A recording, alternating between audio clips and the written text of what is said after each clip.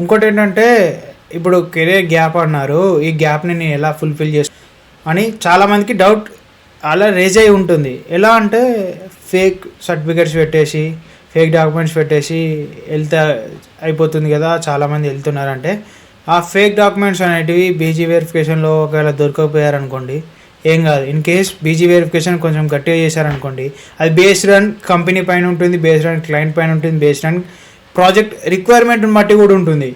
So చాలామంది back door జాబ్స్కి వెళ్తే అయిపోతుంది, 1,00,000 2 లక్షలు ఇస్తే జాబ్ వచ్చేస్తుంది అనుకుంటారు. సో దానివల్ల ఏంటంటే మీరు నాలెడ్జ్ గెయిన్ చేసుకోలేకపోతారు.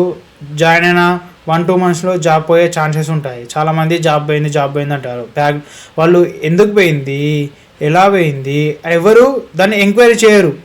సో చాలామంది చూసుకోండి, ఇలాంటి బ్యాక్డోర్ జాబ్స్ బెటరా, నేర్చుకొని వెళ్ళడం, జాయిన్ అవ్వడం, ఇంటర్వ్యూ క్రాక్ చేసుకొని వెళ్ళడం బెటరా అనేది మీరు చూస్ చేసుకోండి.